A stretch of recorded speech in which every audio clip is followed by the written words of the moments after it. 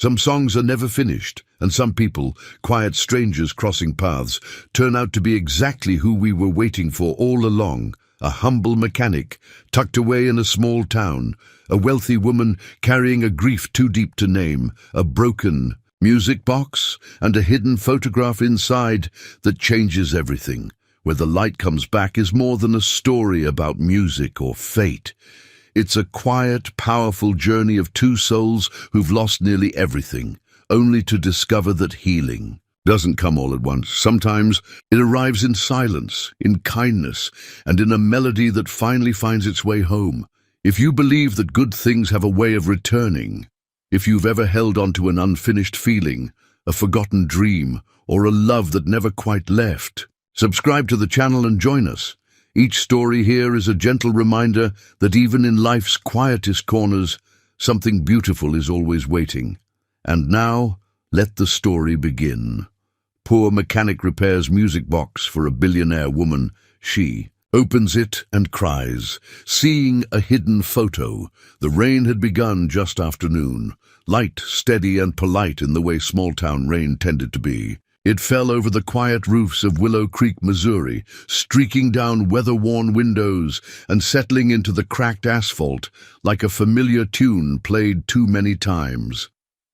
At the edge of town, where the road curled lazily past fields of golden grass, there stood a squat square garage with peeling green trim and a crooked open sign that had lost its light years ago. Inside, the air smelled of oil, old coffee, and pine sawdust. A rusted fan turned slowly overhead, more out of habit than purpose. Noah Carter sat on a folding stool beside a half-dismantled pickup truck, his hands dark with grease and age. 53, maybe 54. It didn't matter to him anymore. His days were built of clinks and clatters, slow mornings, and the reliable hum of tools against metal. He didn't need much. A strong cup of coffee, a working radio, and something broken to fix. He had been patching a carburetor when he heard it. The low, unmistakable purr of an engine that did not belong here. Too smooth, too clean. A black SUV, glossy and foreign, against the muddy gravel, rolled to a stop just outside his open bay doors. He wiped his hands on an old rag, eyes narrowing as the door opened. She stepped out slowly. A tall woman, wrapped in a long grey trench coat that swayed with the breeze. Her boots were suede, expensive, impractical. Her hair was the kind of silver that didn't pretend to be young, tied neatly at her neck. Everything about her said she didn't belong here, and yet her eyes, the way they scanned the garage like it was a sanctuary, said maybe she did. "Are you Mr. Carter?" she asked, her voice low and steady. Noah nodded, leaning against the truck. "That's me." She looked over her shoulder at the SUV. "Someone in town said you might be able to fix something for me. Not a car, something smaller, older." He raised an eyebrow. "Older than that '86 Buick I saw limping down Main Street yesterday." Her lips twitched, almost a smile, but not quite. She walked to the passenger side, opened the door, and carefully pulled out a wooden box wrapped in a scarf. She held it like it might break again if the wind blew too hard. A music box. She placed it gently on Noah's workbench. "It hasn't played in years," she said quietly. "It used to, every night. Then it stopped. I'd like it to play. Again." Noah studied her for a beat. He was good at reading people, not their words, but their silences. She wasn't just here for the box. She was here because she'd lost something. Maybe many things. He lifted the lid. Inside, the delicate mechanism was still intact, but worn. A figurine, mother and child, was frozen in mid-turn. The key at the bottom was missing a tooth. The box had once been beautiful. Rosewood inlaid, with faded gold. Time had tried its best to forget it. "It'll take a few days," he said. "I'll have to strip it down, see what's inside. Sometimes it's just dust. Other times, well, we'll see." She nodded slowly. "Thank you." Noah glanced toward the SUV. "You're not from here?" "No." She hesitated. "I used to be, a long time ago." He didn't ask more. He just nodded and turned back to the bench, already reaching for his small screwdriver set. As she moved to leave, she paused at the door. "My name's Rebecca," she said, almost as an afterthought. "Noah," he replied. Their eyes met for a moment. There was something there, not recognition, not yet, but a flicker of something older than memory, a familiarity that didn't quite belong. Then she was gone, the SUV humming quietly down the wet road, leaving behind the scent of lavender and rain. Noah stood still for a long moment, the music box open in front of him. The figurines stared up at the ceiling, trapped in their silence. He reached for a cloth, gently brushing the dust from the metal teeth of the cylinder. There was something about this box, something in the way the melody, though absent, still seemed to linger in the air. He ran a calloused hand across the lid and noticed for the first time a faint inscription carved into the wood, almost invisible beneath time's patina. "For the nights we'll always remember." He frowned. That line, it tickled something at the edge of his memory, something warm, something unfinished. Outside, the rain continued to fall in steady rhythm, like a metronome keeping time with a melody not yet played. And inside, in the quiet hum of a life built around broken things, Noah Carter began to wonder if something, perhaps even someone, was calling him back to the music. Rebecca drove in silence, the windshield wipers keeping rhythm with the rain, each sweep slicing through the blur of her thoughts. The winding roads of Willow Creek stretched ahead, familiar in ways she hadn't expected. Trees she used to climb, a general store now boarded up, a church steeple that hadn't changed in 4 decades. Everything looked the same, and everything felt different. She hadn't meant to come back. Not really. Her house in the city sat empty, like a museum to the life she'd built, an empire of steel and glass and boardrooms. But after James died, none of it made sense anymore. The meetings, the headlines, the charity galas, where everyone smiled too much and said too little. What? Did any of it matter if her son, her only child, was gone? The only thing she had left of him was that music box. He'd loved it since he was little, a gift from some forgotten shop, picked up during a summer trip they took when he was 8. It played a melody that calmed him, a tune he'd hum when nervous or scared. Even as a teenager, taller than her and full of opinions, James would keep the box on his nightstand. And when the accident came, too fast, too sudden, too cruel, the music box became her anchor. Until it stopped playing. The silence was unbearable, so here she was, driving through rain toward a rented cottage on the edge of town, having handed the most precious object she owned to a stranger with grease on his shirt and sadness in his eyes. Noah Carter. The name echoed as she turned onto a gravel path. She hadn't said it out loud in decades, but something about it felt familiar, like a tune she'd once known by heart but could no longer hum. She parked and stepped out into the rain, not bothering with an umbrella. The wind smelled of earth and wet cedar. In the distance, the hills rolled like sleeping giants, quiet beneath the mist. Inside the cottage, she peeled off her coat, lit the fireplace, and sat on the threadbare couch. Everything was simple here. A kettle, a paperback left behind, a few chipped mugs. She'd chosen this place because it didn't expect anything from her. It didn't demand a version of her that smiled for cameras or gave interviews about resilience and power. Here she could grieve. Here she could remember. And tonight, as the fire crackled and rain whispered against the windows, she remembered. Something else, something small, almost buried. A summer fair. Willow Creek, maybe 1995. She'd driven down from college to visit her aunt and ended up at a charity concert in the park. She remembered the lights strung between trees, lemonade in paper cups, and a young man, barely more than a boy, playing piano beneath the stars.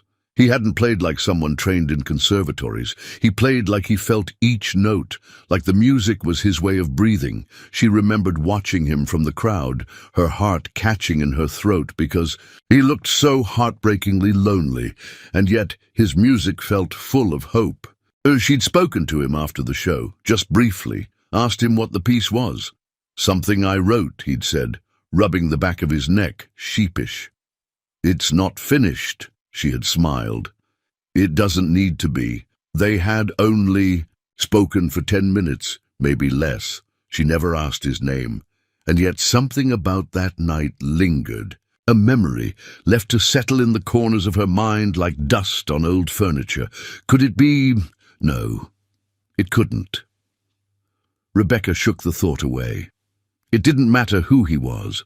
What mattered was the music box and the song inside that refused to die.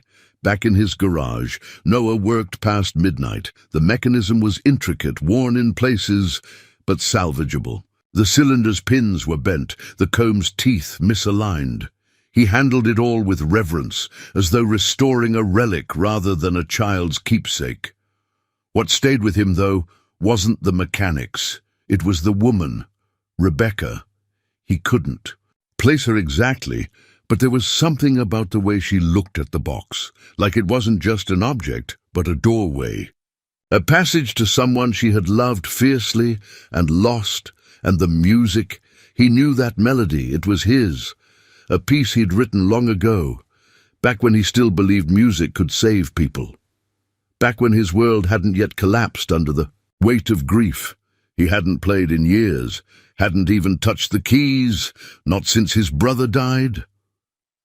Noah glanced toward the corner of the garage where a dusty tarp covered an upright piano. He hadn't had the heart to sell it, just as she hadn't let go of that music box. 2 people, 2 broken melodies. He sat on the stool again, holding the tiny comb in his fingers. The faintest smile touched his lips. "Well, old girl," he murmured to the box, "let's see if we can get you singing again." The wind had died down overnight, and by morning the rain had thinned to a cold mist that curled around the eaves of the garage, like breath on a winter window. Noah Carter stood at his workbench beneath the hum of the old ceiling lamp, the music box open before him like a secret finally ready to be told.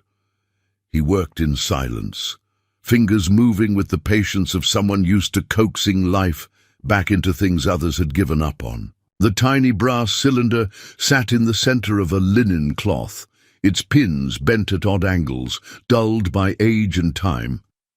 The comb, with its delicate metal teeth, had a faint crack at the base. Nothing he couldn't reinforce. It wasn't the most complicated mechanism he'd ever repaired, not even close, but something about it made his hands slower, gentler, reverent even, because he knew this song. Noah didn't mean knew it, the way one recognizes a famous tune. He meant he knew it, note by note. The melody unfolded in his memory, not just the sound, but the shape of it, the way it rose slowly, hesitated, then fell like a sigh. The way it ended unresolved, hanging in the air like a question no one ever answered. He'd written this more than 30 years ago. The realization hit like a breeze through an open window, quiet, startling, and full of memory. Back then, he was just a boy with a battered piano and too many emotions to name. His brother was already sick, though no one had said it out loud. The hospital visits were starting. The looks on their parents' faces were changing. Noah, overwhelmed and helpless, had sat at the piano one night with tears he couldn't shed and turned it all into sound. He called it Summer Stillness. He never finished it, never showed it to anyone except his breath caught, except once, at a charity concert in Willow Creek Park, a community fundraiser. He was 17. It was the first time he ever played in front of strangers. There had been lemonade stands, old couples dancing in the grass, and strings of warm yellow lights swaying between trees, and her. He hadn't thought about her in years. A girl, no, a young woman, home from college, she'd said. They'd spoken after he played, 10 minutes at most. But he remembered the way she looked at him, not with pity, not with admiration, but with something gentler. Like she heard him, like she understood. She had asked about the song. "It's not finished," he'd told her. She had smiled. "It doesn't need to be." Noah stood there now, staring at the music box, heart beating like the hammer of a piano key just before it strikes the string. Could it be? No. It was too unlikely. He'd played that melody one time at one small event for a few dozen people. 3 decades ago. How could it possibly have made its way into this box, into her hands? He reached for a delicate brush and swept away the last of the dust. The wooden frame gleamed faintly under the light. He tilted the box and ran his finger along the inside rim where old makers sometimes signed their work. No initials, no dates, but something else caught his eye. The carvings along the lid, barely visible beneath the faded lacquer, weren't factory-made. Someone had etched them by hand, tiny swirls, uneven and imperfect, like they'd been added in a hurry.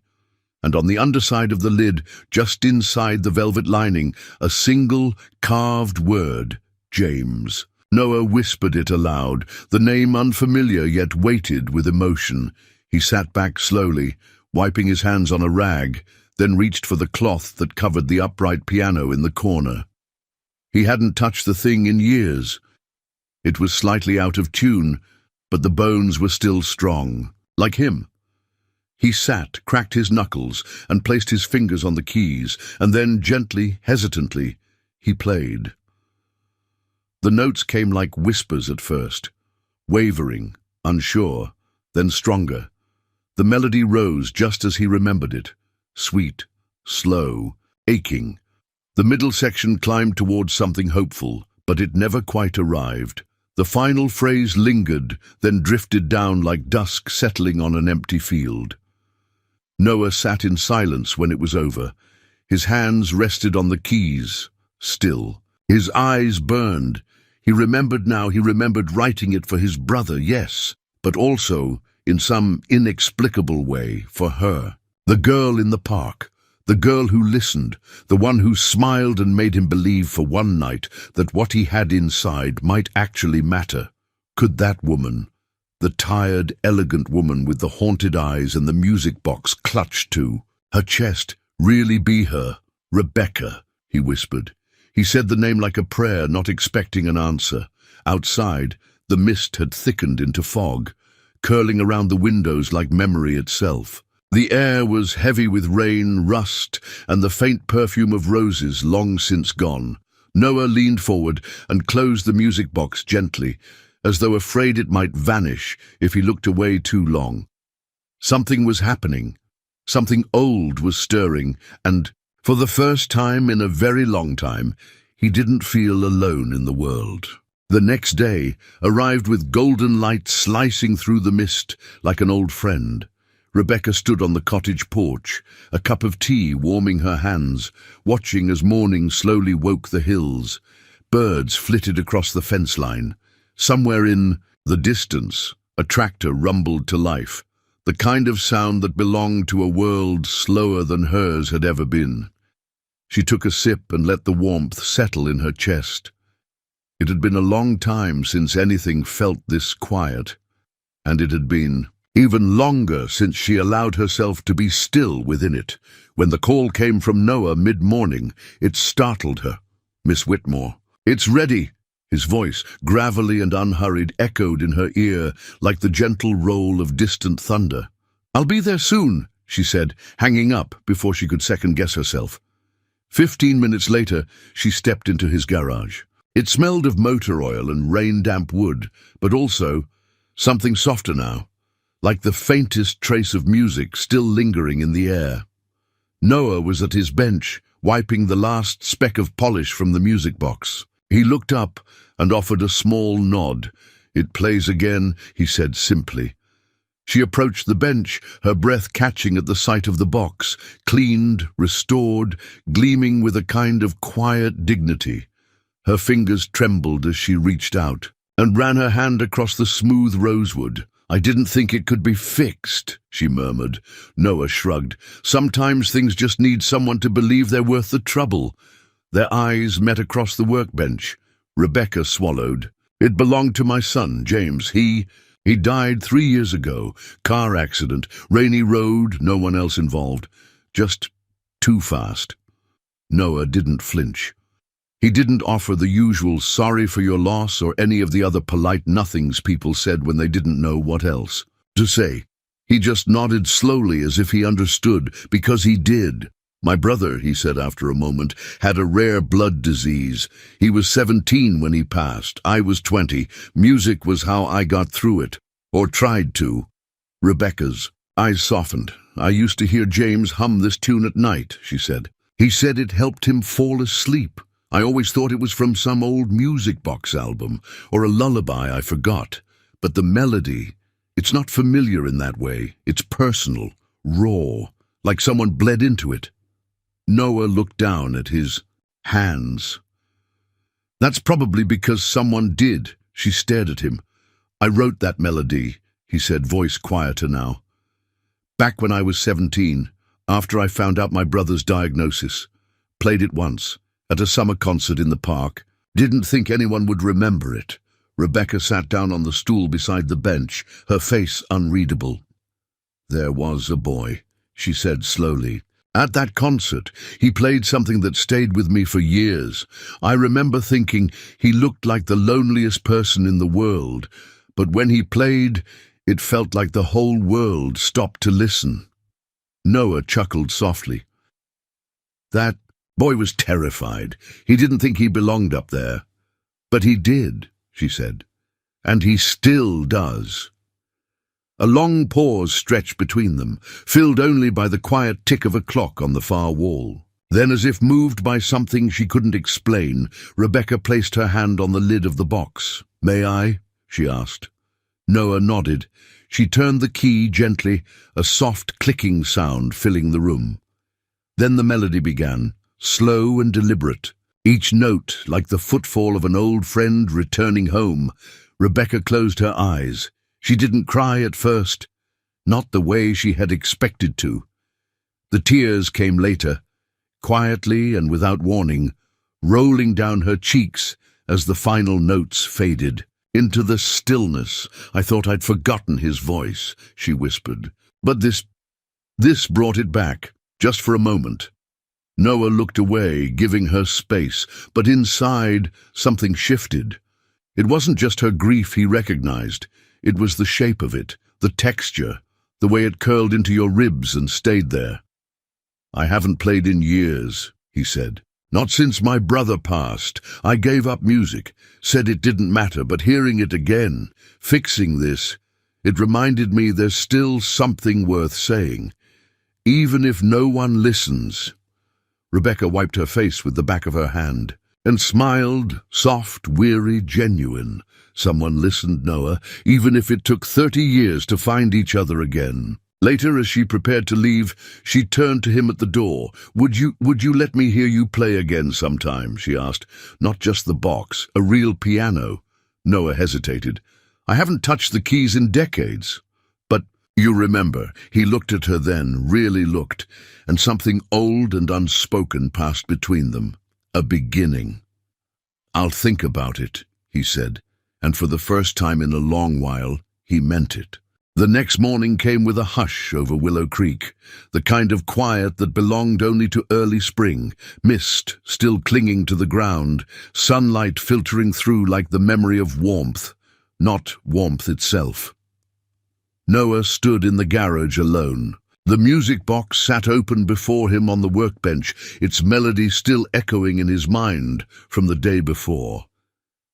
Something about the way Rebecca had looked at it, at him, had unsettled something inside him. Not in a bad way, just unfamiliar, as if a part of him, long buried under years of routine and resignation, was stirring again. He wasn't quite ready to name it hope, but it was close.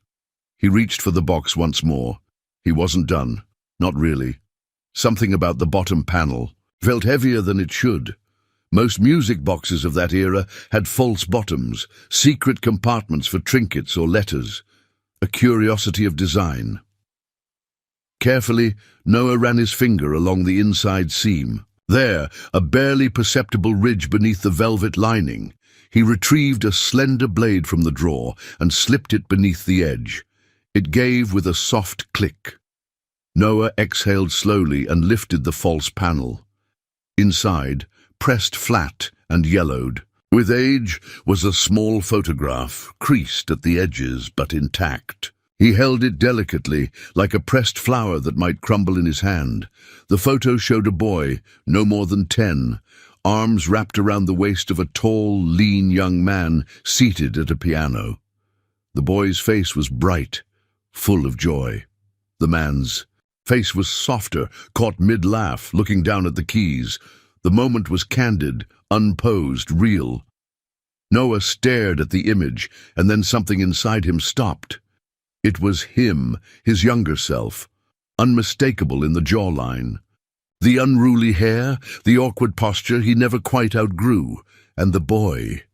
The boy had to be James. The resemblance to Rebecca was striking. The same eyes, same angle of the cheek. There was no mistaking it. Noah's breath caught. He turned the photo over.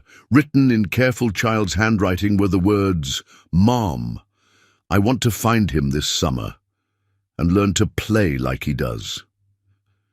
Noah sat down slowly, knees suddenly unsure beneath him. James had remembered. All these years. Later, after a single summer performance and a 10-minute conversation, the boy had remembered him. Had cherished that fleeting moment enough to hide this photo, this dream, in the most sacred place he owned, and Rebecca had never known. Noah swallowed hard, a sudden ache rising in his chest. Not grief exactly, but something adjacent to it. Grief for what never happened, for the lessons never given, the melodies never shared, the notes that never found their way from teacher to student. He could imagine it now. James watching from the audience, tugging at his mother's hand afterward, asking if he could say hello. Maybe Rebecca had taken the photo herself, capturing a moment she never realized would carry such weight. He ran, a hand through his hair, heart thudding, not sure what to do with the weight of it all. The line between coincidence and destiny had thinned to a thread. He stood, crossed the room to the upright piano. Its cover was still off from the night before. He sat, opened the lid, and placed the photograph on the music stand. Then, for the second time in decades, he played. This time he didn't hesitate. The notes flowed easily now, like rainwater rushing through a once dry stream bed. The piece was still unfinished, but it didn't feel that way anymore. The photo made it whole. James had carried the missing half. When the last note faded, Noah let his hands fall to his lap. He stared at the photograph, blinking back the moisture. In his eyes, he had to tell her. That afternoon, Rebecca returned, drawn as if by some invisible thread. She stood in the doorway of the garage, her coat draped over one arm, her posture uncertain. "I wasn't sure if I should come back so soon," she said. Noah looked up from the bench, the photo in his hand. "I found something," he said. She approached, curious, until she saw the photograph. Her breath caught, one hand flew to her mouth. "Oh my God," she whispered. Her knees buckled slightly, and Noah reached out instinctively, steadying her by the elbow. She took the photo from him carefully, fingers trembling. "I took this," she said, voice barely audible. "That summer." He wouldn't stop talking. "About you for weeks, said he wanted to write music, said you made it feel like more than sound, like something alive." She looked up at him, eyes glossy. "I didn't know he'd kept it. I never saw it again after that trip." Noah nodded quietly. "He hid it in the box," he said, "and he remembered after all that time." They stood in silence, side by side, as the late afternoon light poured through the open bay door, painting them in gold. "I always wondered," she said after a while, What if I'd tracked you down? What if I'd encouraged him more? Maybe he would have had more to hold on to, more to dream for. Noah shook his head gently.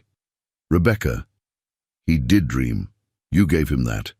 And somehow, he gave it back. She looked at him again, the photo still in her hand, and something shifted between them, like a door had opened just a crack. Not a declaration, not yet, but a beginning of one. The photo stayed between them for a long moment, worn, tender, more powerful than any words either of them could summon. Rebecca sat on the wooden bench just inside the garage, while Noah stood by the workbench, his hands resting quietly on the edge. It was strange, the way memories could unfold, not as full scenes but as sensations. The smell of popcorn drifting through the air, the twinkle of string lights in trees, the feel of damp grass beneath sandals. The summer of 1995 had been all of those things. I remember that night, Rebecca said softly, tracing the photo's edge with her thumb. It was one of the last real summers before life got complicated. I'd just graduated college. I came back here to visit my aunt and help her pack up the old farmhouse. That fair in the park, it was a last-minute thing. I almost didn't go. Noah chuckled quietly. Same. I was supposed to mow lawns that weekend, but someone backed out of the concert, and they asked me to fill in. I didn't even have real sheet music, just scribbled notes I barely understood myself. You looked terrified, she said, smiling at the memory. But when you played, I don't think anyone even breathed. It was so raw, so honest. I remember thinking, this boy's carrying something too big for his shoulders. Noah looked down, nodding. I was. My brother had just been diagnosed. I couldn't talk about it with anyone. Not my parents, not my friends. But the music, it gave me somewhere to put it. Rebecca's eyes softened. I remember you sitting on the edge of the stage afterward, she continued. I came up to you. You looked like you wanted to disappear. You asked me what the piece was called, Noah said, and I told you it didn't have a name. You said it wasn't finished, she whispered, then looked up. And I told you it didn't need to be. Their eyes locked, the words hanging in the space between them, unchanged after 30 years. I never forgot that, he said. You didn't say much, but it was the first time someone saw the music in me, not just the notes, the why behind them. Rebecca smiled, though there was a sadness beneath it. I wish I'd done more. I left the next morning. Life just moved on. My aunt passed a year later. I got a job in New York. Everything became about meetings, results, deadlines, and then James came along, and everything changed again. You were a single mother, he asked gently. She nodded. Not by design, but by choice. His father didn't want the life that came with a child. I gave James everything I could, but there were things I couldn't give him, like time. I thought I was building a future for him, but I think sometimes he just wanted a little more of me. Noah leaned back against the wall, folding his arms. He must have had a big heart, he said. He did, Rebecca replied, tears prickling at the corners of her eyes. Bigger than mine. He cared about everyone. He used to leave his lunch for the kid at school who didn't have any. He'd sneak out to walk a neighbor's dog when the man got too sick. And he loved music. More than anything. I didn't even know he'd kept this photo. I think, Noah said, he wanted to find his way back to that night, to what he felt there, to what he saw in you, and maybe in me. Rebecca turned the photograph over again, rereading her son's simple message. Mom, I want to find him this summer and learn to play like he does. She pressed it gently to her chest. I didn't realize he'd been carrying that little hope around all those years. It breaks my heart. It shouldn't, Noah said gently. It's not a story of regret. It's a story of wanting, of believing something beautiful was worth finding. That's the legacy he left behind. And now, maybe we're meant to. Carry it forward." The sun had moved higher in the sky now, pouring golden light through the garage door. Dust motes swirled in the beams, floating between them like tiny reminders that even the smallest fragments could catch the light. Rebecca looked around the garage, at the old tools, the broken bicycle stacked in the corner, the piano in the shadows. "You never left this place," she said. "No," he replied, "but it doesn't mean I didn't get lost along the way." She turned toward him, the edges of her voice tender but strong. "Do you think," she began, "that unfinished melodies deserve second chances?" Noah smiled slowly. "I think they're the ones that matter most," he said. "Because they're still waiting to be heard." They stood in silence for a while longer, neither needing to speak. Somewhere outside, a mourning dove cooed low and steady, its voice soft as memory. And beneath that, the faintest echo of the music box's song seemed to hum in the corners of the room, unfinished, yes, but no longer forgotten. Willow Creek wore early spring like an old quilt, patched with green fields, waking from frost, dotted with crocuses pushing through the thawing soil. Life was stirring in soft places, quietly, insistently. So was something else. Rebecca had planned to stay in the cottage for only a week, 2 at most, long enough to fix the box, to say goodbye to what was. But she found herself staying longer. A morning here, an afternoon there. Then a full day, reading under the oak tree behind the garage, while the hum of tools and the scent of motor oil surrounded her like an old song. She came often, sometimes with no clear reason. She brought lunch or a tin of shortbread cookies from the bakery that still smelled the same as it did 30 years ago. She'd sit in the corner of the garage, legs crossed, sipping coffee from a paper cup and listening to Noah work. There was comfort in the rhythm of his world. Things got taken apart, examined, understood, and then put back together. Slowly. With care. It was more than she could say for her own life. Noah, for his part, didn't ask questions. He didn't press or pry. He just let her be, offering her a folding chair, a smile, and occasionally a story about some machine that had once been declared hopeless but turned out to be fixable after all. She liked that about him. His silence wasn't empty. It was respectful, like he knew what it meant to carry weight that words couldn't hold. One afternoon, Rebecca showed up with a long, narrow package wrapped in brown paper. She didn't say what it was, just left it beside the garage door, tucked under the overhang. Noah found it that evening. He unwrapped it slowly, puzzled at first by the shape. Then his hands stilled. A music stand, sturdy, beautiful. Black iron, with copper accents. Not a store-bought one either. This had been handmade, welded with care. He ran his fingers over the curve of the base, his heart quiet and loud at once. The next morning, another surprise came. This time in the form of a moving truck that rattled down the gravel road, stirring up a storm of dust. The driver hopped out with a clipboard and a wide grin. "Delivery for a Mr. Noah Carter," he said, gesturing to the back. "1 upright piano, oak finish, paid in full." Noah blinked, stunned.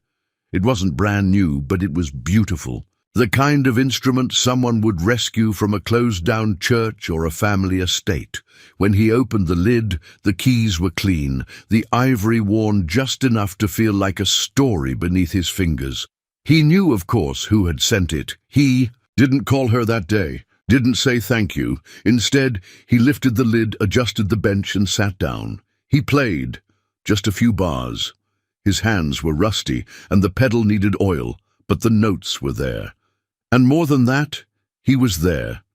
By the end of the week, the piano was settled in the far corner of the garage, beside the old window that caught the afternoon light just right. The music stand stood beside it like an invitation.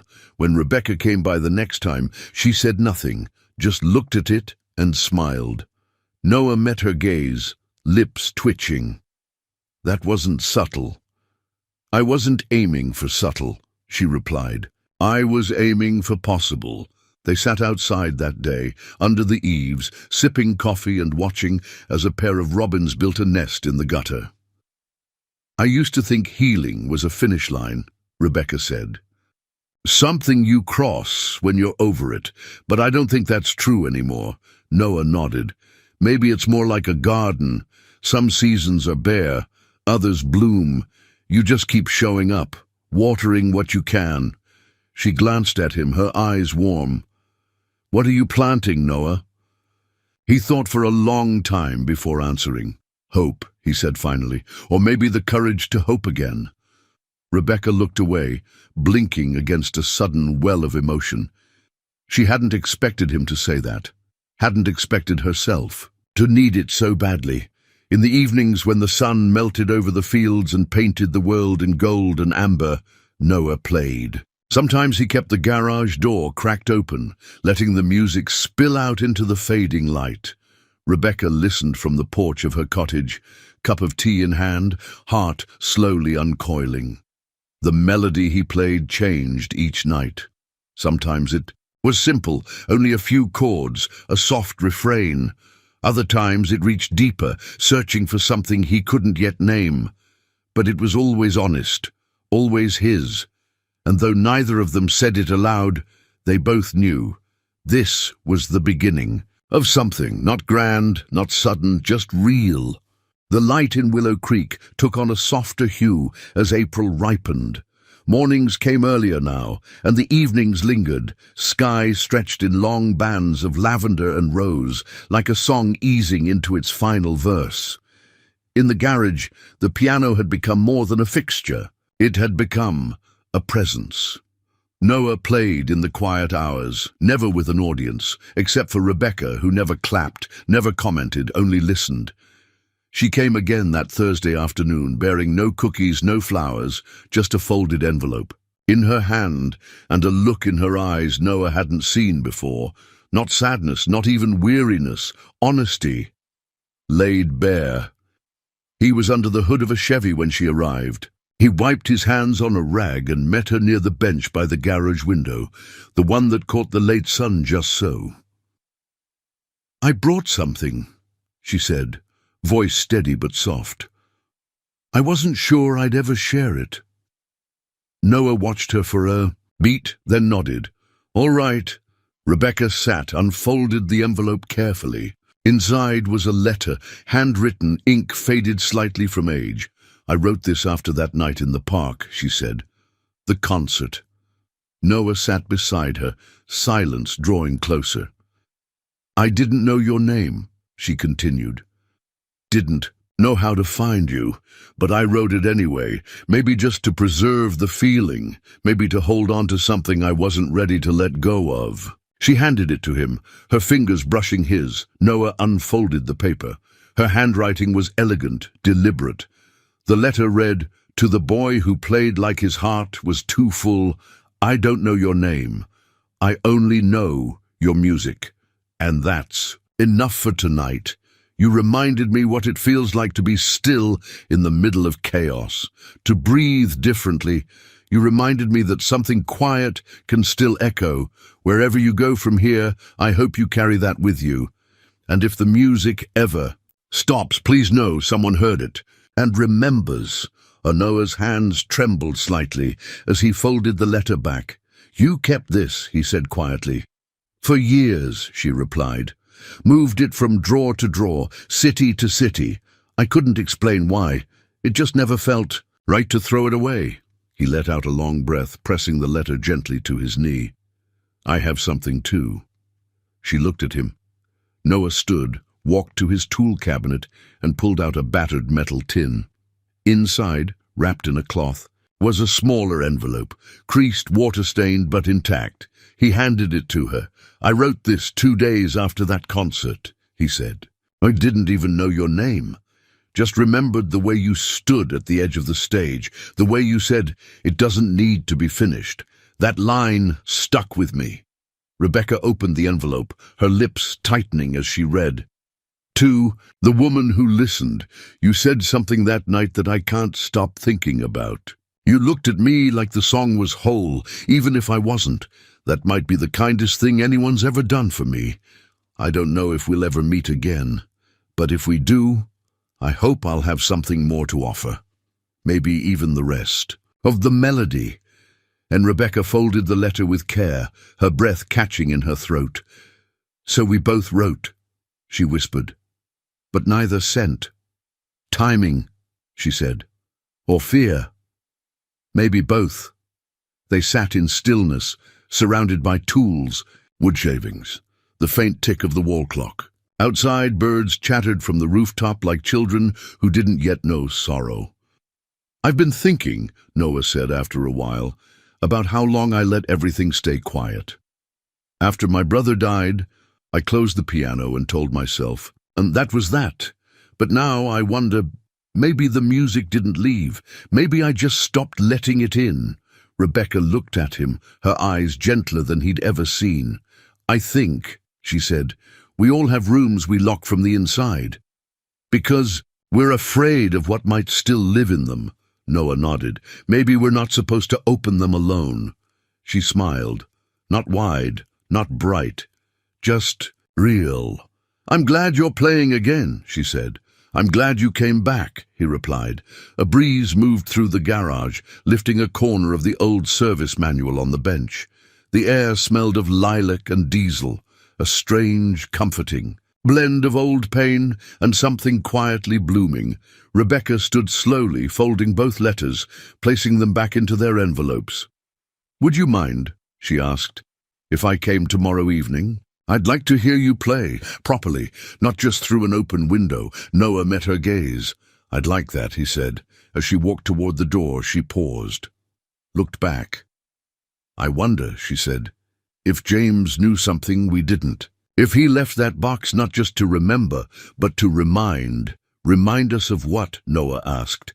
She smiled, that some songs take longer to find their way home. And with that, she was gone. The Willow Creek Community Hall had been swept, polished, and dressed in soft lamplight for the spring benefit concert. Bunting hung from the ceiling in faded blues and creams. Folding chairs lined the walls. Fresh-cut tulips adorned the tables. The piano, Noah's piano, stood proudly near the stage, newly tuned and glowing in the golden light. Noah hadn't performed in front of an audience in over 30 years, and yet here he was. He stood backstage, adjusting the collar of his only decent button-up shirt, heart pounding like a second clock inside his chest. Rebecca had asked him a week ago, gently but with resolve. It's a fundraiser for the youth music program, she'd said. A quiet evening, just a few people, no cameras, just hearts open. He'd tried to find a reason to decline, but the truth was, something inside him had already said yes. Tonight wasn't about perfection, it was about presence. From the hallway, he could hear voices, neighbors, former students, old farmers, small-town shopkeepers. Even the mayor had come, his badge of office slightly askew, his voice booming with good-natured welcome. Noah spotted Rebecca across the room, standing near the refreshment table, wearing a soft blue dress that shimmered like dusk. Her silver hair was pinned up. Her smile, gentle, reserved, turned fully toward him when their eyes met. She nodded once. You're ready. When his name was called, the room fell into hush. Noah stepped into the light. He didn't clear his throat or offer a speech. He didn't need to. He walked to the piano, sat on the bench, and unfolded a single sheet of handwritten music. His melody, now complete. No title at the top, just notes. Inked with time and a steadier hand than he once had. He looked up at the crowd for only a second, but in that second, he saw everything. His brother, young, laughing, leaning over the piano bench. James, Rebecca's son, eyes shining with quiet hope. And himself, 17, terrified, playing for a girl who stood beneath the trees and listened like he mattered. He looked at Rebecca. She nodded again. He began to play. The opening notes were low and simple, rising like light touching frost. The room faded away. There was only melody now, melody and memory. He let it unfold as it had always wanted to, gentle, unhurried, but full of ache. Then it began to climb. This was the part that had always scared him, the part he never finished. He had stopped here for 30 years, but not tonight. Tonight, the music rose. It reached toward something bright, not perfect, not polished, but true. Notes fell like rain, danced like morning light across water, wrapped themselves around the quiet hearts in the room. And then, after all these years, it came back down, soft, complete. He played the final phrase slowly, letting it linger in the stillness. Then he lifted his hands from the keys. Silence followed. Not empty, but full. Full of things that could never be said out loud. Then the applause began, not wild, not thunderous, just steady, real. Afterward, people pressed his hands in gratitude. Some shared stories of their own loss, others simply nodded, eyes shining. Rebecca stood quietly near the side of the stage, letting the room come to him first. When he finally reached her, they didn't speak right away. She handed him a folded program. "You forgot to title your piece," she said, smiling. He looked at the cover. In elegant script, someone, Rebecca surely, had written, "Where the light comes back." He swallowed, blinking hard. "It suits," he said softly. They stepped outside together into the cool night. Crickets had begun to sing. The breeze carried the scent of lilacs and something older, like old paper, or the wood of a well-loved piano. Rebecca slipped her arm lightly through his. "I was afraid," she said, "that coming back here would only bring pain." Noah looked at her. "And now," she smiled, "now I think it brought me you." He let that sink in, gently, like the notes of a song that didn't rush to its final chord. They walked in silence for a while, the gravel crunching. Beneath their feet, the stars blinking awake above them. "I used to think unfinished songs were failures," he said. "Now I wonder if they were just waiting for the right hands, for the right heart." Rebecca stopped walking, turning to face him fully. "Then let's not waste this one," she said. There was no kiss, not yet. But there was something even, deeper, two lives, long fractured, now beginning to realign. A love not born from fire, but from faith, in music, in memory, in second chances. And in the quiet of that Missouri night, Noah knew. Some melodies didn't need to be loud. They only needed to be true. Summer settled into Willow Creek with the grace of an old friend, returning after a long absence. The fields turned green and thick with wildflowers. Porch swings creaked in the golden afternoons, and laughter drifted from front yards like music, written on the breeze. On the edge of town, behind a modest white cottage and an old wooden garage, stood a little building that hadn't existed 6 weeks ago. The hand-painted sign above its door read, "The James Carter Music Room, Free Lessons. All ages, all hearts welcome." Inside, the space was humble but bright. 2 donated upright pianos stood against the back wall. A row of second-hand chairs formed a loose semicircle around a scuffed rug. There were shelves of sheet music, a tin of mismatched pencils, and a box of recorders that had seen better days. And love. The room was full of love. That morning, a group of kids from the local elementary school sat cross-legged on the floor, their sneakers tapping in rhythm as Noah played a cheerful folk tune. Rebecca stood in the back, watching quietly as the children laughed and sang off-key, utterly unbothered by whether they got it right. She loved this part. Loved watching Noah come alive, his shoulders unburdened, his smile easier than it had ever been in the weeks after they met. He was still quiet, still careful, but something in him had opened. Not all at once, not dramatically, but Truly, and that, she knew, was what mattered. After the lesson ended and the children trickled out, some waving, others shyly hugging Rebecca around the waist, Noah closed the piano lid and turned to her. "You know," he said, "if someone had told me 6 months ago I'd be teaching music again, you'd have laughed them out of the garage," she finished. "Laughed hard," he admitted. She walked toward him, brushing her hand lightly along the edge of the piano. "But you didn't just come back to music, Noah. You brought it with you. You carried it even when you thought it was gone." He studied her a moment, his smile deepening. "And you brought me the rest of the melody." They stood there for a beat, surrounded by quiet. Then Rebecca reached into her bag and pulled out the music box. "I thought it should live here," she said. Noah looked down at the box, its rosewood surface now smooth and shining. He took it, gently, opened the lid, and let the familiar tunes spill into the room. The children's laughter still echoed faintly down the hall. "I think James would have liked this place," he said. Rebecca nodded. "I think he helped build it." Later that evening, as the sun dipped low and lit the fields with honeyed light, Noah and Rebecca sat on the front porch of her cottage. A breeze stirred the wind chimes, sending soft notes dancing through the air. They shared a quiet dinner, grilled corn, fresh tomatoes, 2 glasses of iced tea sweating in the warmth. The sky above them turned pink, then gold, then the softest blue. Rebecca leaned back in her chair, her bare feet tucked beneath her. "I didn't know healing could feel like this," she said. "Like what?" "Like a quiet porch. Like music. Drifting in from another room. Like a second chance that doesn't ask you to be young again, just present." Noah didn't speak right away. He reached across the space between them and took her hand, his fingers warm and steady. "You know," he said gently, "I never thought I'd get to fall in love again." Rebecca turned to him, surprised. "And not surprised at all. Is that what this is?" she asked. He nodded.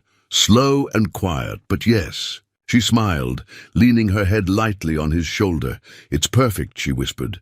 Weeks turned to months, and the seasons shifted again.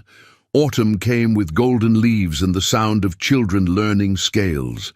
Winter brought carols played on slightly out-of-tune keys, and mugs of cocoa balanced on the piano's edge. The town of Willow Creek embraced the little music room like it had always been there. And Noah and Rebecca, they didn't rush, they didn't define, they simply were.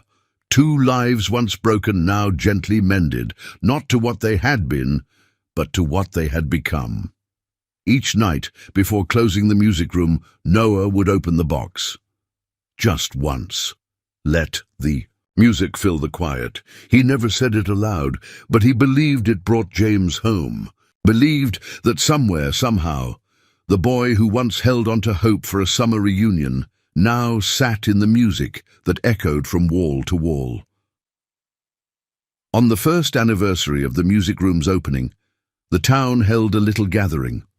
Nothing fancy, just neighbors and friends, former students and new ones, a table of lemon bars, a stack of thank-you notes. And in the final hour, as twilight folded gently over the hills, Noah sat at the piano and played. He didn't need sheet music anymore. His fingers moved with certainty and grace. Every note now etched in muscle memory and something deeper, gratitude. The song, once unfinished, was now complete. And when it ended, when the last note faded into the still evening air, the crowd stood in silence. Not mourning, but full of love, of memory, of music that had waited patiently to come home. And now I'd love to hear from you. Where in the world are you listening from? Drop a comment below and let me know what part of this story touched your heart the most. Your words mean more than you know, and they help this little storytelling corner feel a bit more like home. If this story brought you comfort, warmth, or just a moment of quiet joy, consider subscribing to the channel. There are many more heartfelt stories coming your way, stories about kindness, healing, second chances, and the quiet magic hidden in everyday life. From my heart to yours, thank you for listening. Your time, your presence, and your spirit mean the world. Until next time, take good care of yourself, and remember, sometimes the light always finds a way back.